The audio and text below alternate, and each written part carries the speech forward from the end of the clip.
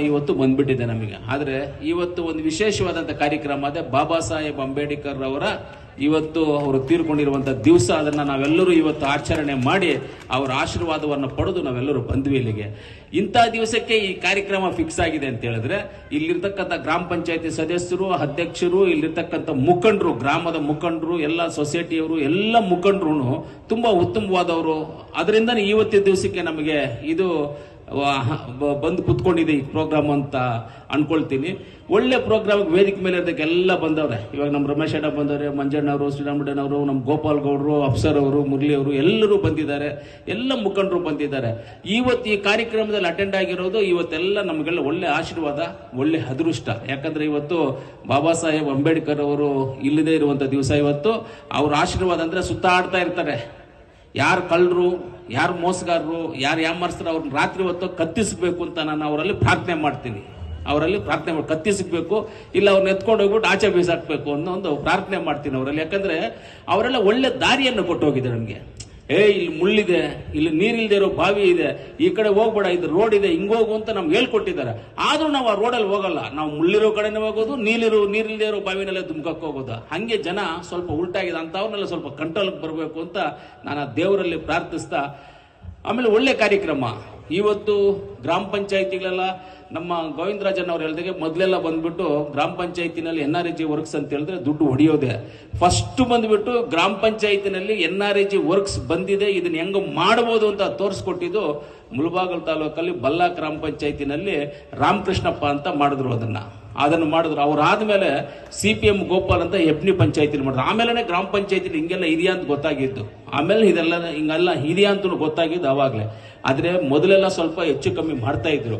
ಇವಾಗ ಏನು ಹೆಚ್ಚು ಕಮ್ಮಿ ಮಾಡಕ್ಕಾಗಲ್ಲ. ಏನಪ್ಪ ಪಿಡಿವ ಆಗುತ್ತಣ್ಣ, ಗ್ರಾಮ ಪಂಚಾಯತ್ ಸದಸ್ಯರು ಅಧ್ಯಕ್ಷ ಆಗುತ್ತೇನಕ್ಕ. ಇವಾಗ ಏನಿಲ್ಲ. ಇವಾಗ ಫೋಟೋಗ ಅವ್ನು ನಿಂತ್ಕೊಂಡ್ರೆ ಕಣ್ ಬೇರೆ ಹಿಂಗ್ ಅನ್ಬೇಕು. ಇವಾಗ ಈ ಕಣ್ಣಿಂಗ್ ಅಂದಿಲ್ಲ ಅಂದ್ರೆ ಅದು ಅಕ್ಸೆಪ್ಟ್ ಮಾಡೋದಿಲ್ಲ. ಅಷ್ಟೊಂದು ಸಿಸ್ಟಮ್ ಆಗಿದೆ ಇವತ್ತು. ಸಿಸ್ಟಮ್ ಇರೋದು ಒಳ್ಳೇದೇ. ಅದರಿಂದ NREG ಒಳ್ಳೆ ಉಪಯೋಗ ಮಾಡ್ಕೊಂಡಿದ್ರೆ ಈ ಗ್ರಾಮ ಪಂಚಾಯತಿನಲ್ಲಿ. ಖಂಡಿತವಾಗ್ಲೂ ಇವಾಗ ನಾವು ಈ ಗ್ರಾಮ ಪಂಚಾಯತ್ ಸಂಬಂಧಪಟ್ಟಂಗೆ ಏನು ಬಂಗಾರಪೇಟೆಯಿಂದ ಇವತ್ತು 4 ಲೈನ್ ರೋಡ್ ಅವರು ಕಾನ್ಸ್ಟನ್ಸಿ ಬಾರ್ಡರ್ ಮಾಡ್ತಾ ಇದ್ದಾರೆ.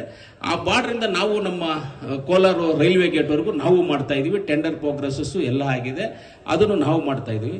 ಆಮೇಲೆ ಈ ಒಳಗಡೆ ಇರುವಂತ ರೋಡ್ಗಳನ್ನ ಎಲ್ಲವನ್ನು ಮಾಡ್ತಾ ಇದೀವಿ. ಈಗ ಬಂದಾಗ ಕೆಲವೊಂದು ಡಿಮ್ಯಾಂಡ್ಸ್ ಅನ್ನ ಹೇಳಿದ್ದಾರೆ. ಏನು ಊರಲ್ಲಿ ದೇವಸ್ಥಾನದಾಗ್ಬೋದು, ಇಲ್ಲಿ ಚಿಕ್ಕಸಾಲದಲ್ಲಿ ಕುಂಟೆ ಈ ಕಲ್ಯಾಣಿನ ಆಗ್ಬೋದು, ಆಮೇಲೆ ಇಲ್ಲಿ ದೇವಸ್ಥಾನ, 2 ರೋಡು ಎಲ್ಲ ಹೇಳಿದ್ದಾರೆ. ಖಂಡಿತವಾಗ್ಲೂ ಮೊನ್ನೆ ನಾವು ಸಿಮೆಂಟ್ ರೋಡ್ಸ್ಗೆ ಎಲ್ಲ ಹೇಳ್ಬೇಕಂದ್ರೆ ಕೆಲವು ಜಾಗದಲ್ಲಿ ಎಲ್ಲೂ ಇಲ್ಲ ಅಂತ ಹೇಳಿದಕ್ಕೆ ಕೆಲವು ದೇವಸ್ಥಾನಗಳ ರೋಡ್ಗಳಿಗೆ 20 ಲಕ್ಷ, 30 ಲಕ್ಷ, 50 ಲಕ್ಷ ಕೊಟ್ವಿ ನಾವು. ಅಂದ್ರೆ ದೇವಸ್ಥಾನಗಳ ರೋಡ್ಗಳಿಗೆ. ಅಂದ್ರೆ ಅದಿಲ್ಲ ಅಂದಿದ್ರೆ ನಾವು ಫಸ್ಟ್ ಕಾನ್ಸೆಪ್ಟ್ ಏನಂದ್ರೆ ಗ್ರಾಮದಲ್ಲಿ ಇರ್ತಕ್ಕಂಥ ರೋಡ್ಗಳು, ಡ್ರೈನೇಜಸ್, ಅಲ್ಲಿರ್ತಕ್ಕಂಥ ಕಲ್ಯಾಣಿ, ದೇವಸ್ಥಾನಕ್ಕೆ ಇದು ಇಂಪಾರ್ಟೆಂಟ್ ತಗೊಂಡು ಅದಾದ್ಮೇಲೆ 2ನೇ ಸ್ಪೇಸ್ ಅಲ್ಲಿ ಮಶಾನಗಳಿಗಾಗ್ಬೋದು, ದರ್ಗಾಗಾಗ್ಬೋದು, ಈದ್ಗಾಗ್ಬೋದು, ಬೇರೆ ಯಾವ್ದಕ್ಕಾದ್ರೂ ರೋಡ್ಗಳು ಮಾಡ್ಬೇಕಂದ್ರೆ ಅದಕ್ಕೆ ಮಾಡಬೇಕು ಅನ್ನೋ ಒಂದು ಕಾನ್ಸೆಪ್ಟೇ ನಮ್ಮಲ್ಲಿ ಇದ್ದಿದ್ದು. ಆದ್ರೆ ಈ ಗ್ರಾಮದಲ್ಲಿ ಇವಾಗ ಈ ಪಂಚಾಯತಿನಲ್ಲಿ ನಮ್ಮನ್ನ ಈ ಎಲ್ಲ ನಮ್ಮ ಚಲಪತಿ ಅವ್ರು ಕೇಳಿದ್ರು. ಚಲಪತಿ ಇದೆಯಲ್ಲ ಎಲ್ಲ ಕೇಳಿದ್ದಾರೆ. ಖಂಡಿತವಾಗ್ಲೂ ಅಸೆಂಬ್ಲಿ ಮುಗಿಸ್ಕೊಂಡು ಬಂದ ಮೇಲೆ ಅದನ್ನ ಏನು ಚಿಕ್ಕ ಸಾಲದಲ್ಲಿ ಒಂದು 30 ಲಕ್ಷ ರೂಪಾಯಿ ಹಾಕಿದ್ರೆ ರೋಡ್ಗಳಾಗುತ್ತೆ. ಈ ಕಡೆ ದೊಡ್ಡ ಸಾಲದಲ್ಲಿ ದೇವಸ್ಥಾನ ಪ್ಲಸ್ ಡ್ರೈನೇಜಸ್ ಎಲ್ಲ ಮಾಡೋದಕ್ಕೆ ಅದು ಒಂದು 30 ಲಕ್ಷ ರೂಪಾಯಿ ಆಗುತ್ತೆ ಅಂತ ಹೇಳಿದ್ದಾರೆ. ಖಂಡಿತವಾಗ್ಲೂ ಅಷ್ಟು ದುಡ್ಡನ್ನು ಕೊಟ್ಟು ಅದನ್ನೆಲ್ಲ ಅಸೆಂಬ್ಲಿ ಆದ್ಮೇಲೆ ಬಂದಿದ ತಕ್ಷಣ ಖಂಡಿತವಾಗ್ಲೂ ಅದನ್ನೆಲ್ಲ ಕ್ಲಿಯರ್ ಮಾಡ್ಕೊಡ್ತೀವಿ. ಆದ್ರೆ ಕೆಲಸ ಸ್ವಲ್ಪ ಸ್ಲೋ ಇರ್ಬೋದು, ಇವಾಗಿರೋ ಸಿಸ್ಟಮ್ಗೆ ಸ್ವಲ್ಪ ಸ್ಲೋ ಇರ್ಬೋದು. ಆದ್ರೆ 100% ಕೆಲಸ ಆಗುತ್ತೆ, ಏನ್ ತೊಂದರೆ ಏನೂ ಇಲ್ಲ. 100% ಕೆಲಸ ಆಗುತ್ತೆ. ಆಮೇಲೆ ಕೆಲವರೆಲ್ಲ ಮಾತಾಡ್ತಾರೆ ಸರ್ಕಾರದಲ್ಲಿ ಅನುದಾನ ಇಲ್ಲ ಅಂತ ಹೇಳ್ತಾ ಇದ್ದಾರೆ. ಮೊನ್ನೆ ನಾನು ಕನಕ ಜಯಂತಿಯಲ್ಲಿ ಹೇಳಿದ್ದೀನಿ, ಆಲ್ರೆಡಿ 1041 ಕೋಟಿ ರೂಪಾಯಿ ಅಷ್ಟು